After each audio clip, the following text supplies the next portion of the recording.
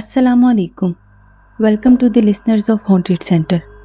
आइए सुनते हैं कौम जिन्नात से ताल्लुक़ रखने वाली एक जिन्नी का किस्सा जो आदमजात की मोहब्बत में गिरफ्तार थे।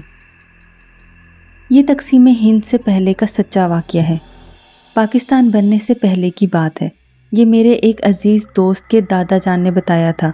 इन्हीं की ज़ुबानी आपको सुनाती हूँ। मेरा नाम हामिद अली है।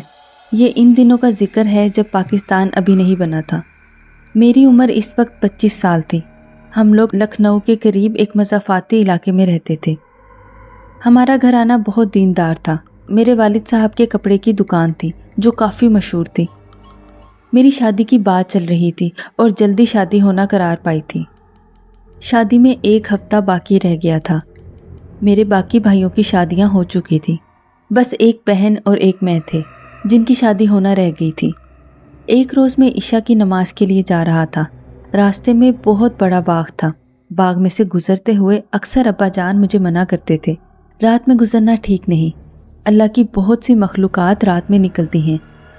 इस रोज़ भी मुझे अब्बा जान की नसीहत याद आई, लेकिन भाईजान साथ थे, इसलिए ज़्यादा सोचे बिना हम नमाज के लिए चले गए। नमाज पढ़ के निकले तो भाईजान के एक दोस्त मिल गए। इनसे बातें करते रहे। हम लोग बाग में आ गए और वहीं बैठकर बातें करने लगे। कुछ देर बाद जब दोस्त चले गए तो हम भी घर की तरफ चले। अभी बाग में कुछ ही दूर गए थे कि किसी के रोने की आवाज़ आई। हम रुक गए और उधर देखा तो एक बेंच पर एक औरत को बैठे हुए पाया। हमारे जहन में फ़ौरन अब्बा जान की नसीहत आ गई, मगर वो इस तरह रो रही थी कि हमसे रहा नहीं गया। मैंने दिल मजबूत करके इसको मुखातिब किया कि क्या बात है बहन। इसने खामोशी से हमें देखा। चेहरे पर इसने कपड़ा डाला हुआ था, लेकिन आंखें खुली हुई थी। इन आंखों में एक दर्द था। वो आहिस्ता से बोली, मेरा कोई ठिकाना नहीं, कहाँ जाऊँ। इस वजह से परेशानी में रोना आ गया। माफ़ी चाहती हूँ अगर तकलीफ़ हुई तो। भाईजान और मैं सोचने लगे कि अब क्या करें। इसी वक्त भाईजान बोले, अगर भरोसा करें तो हमारे साथ चलें, यहाँ पास ही हमारा घर है। मैं हैरानी से भाईजान को देख रहा था कि उन्होंने बहुत बड़ा फैसला कर लिया। वो चंद मिनट हमें देखती रही, कुछ ना बोली। तो भाईजान बोले, आप हमारी बहन हैं, हम एक मुसलमान घराने से ताल्लुक़ रखते हैं।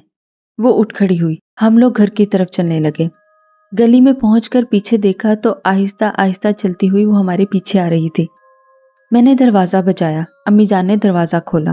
भाईजान बोले, अम्मी जान, एक खातून आ रही हैं, इनको सर छुपाने के लिए जगह चाहिए। अम्मी हैरानगी से बाहर देखने लगी। वो बाहर चादर लिपटे हुए अच्छी तरह खड़ी थी। अम्मी जान को देखकर इसको हौसला हुआ। अम्मी जान ने इसको अंदर बुलाया और कमरे में ले गई।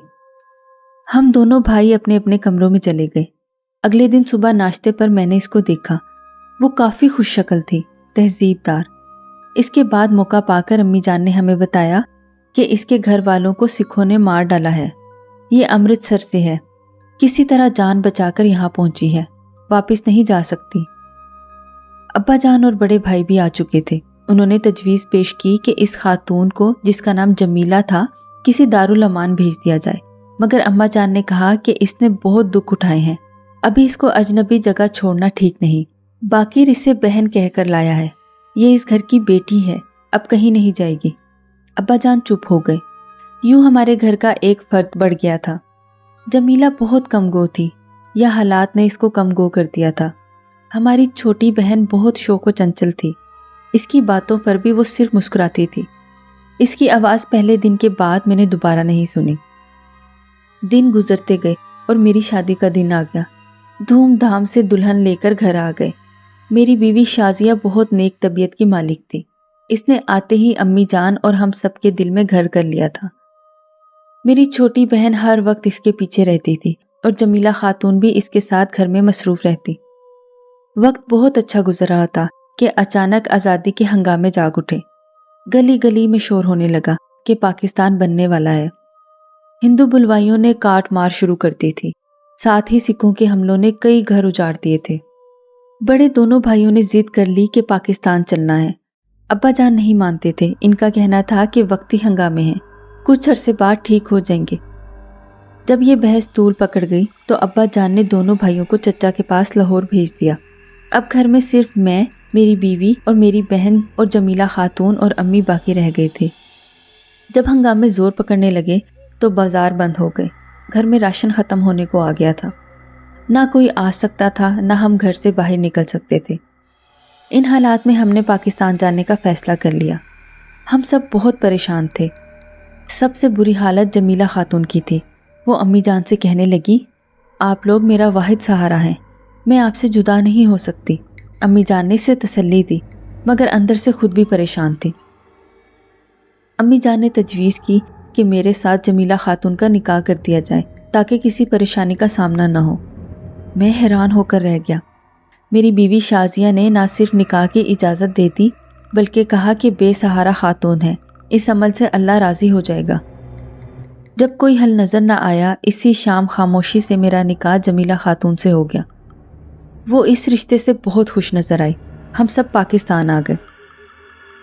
لاہور پہنچ کر امی جان کی طبیعت سخت خراب ہو گئی اور وہ کچھ ہی دنوں میں انتقال کر گئی۔ ان کی بیماری میں جمیلہ خاتون اور شازیہ دونوں نے ان کی بے حد خدمت کی تھی۔ امی دعائیں دیتی تھیں۔ امی کی وفات کے بعد ابا جان بھی بہت خاموش ہو کر رہ گئے تھے۔ ایک دن میری چھوٹی بہن اور میری بیوی شازیہ میرے چچا اور بڑے دونوں بھائیوں سے ملنے ان کے گھر گئے۔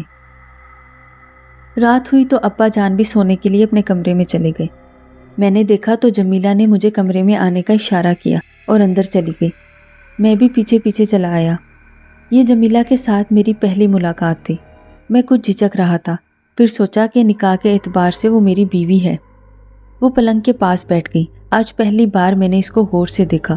وہ بے حد خوبصورت تھی، خاص طور پر آنکھیں۔ وہ کسی کے بھی اندر جھانک لینے کی صلاحیت رکھتی تھی۔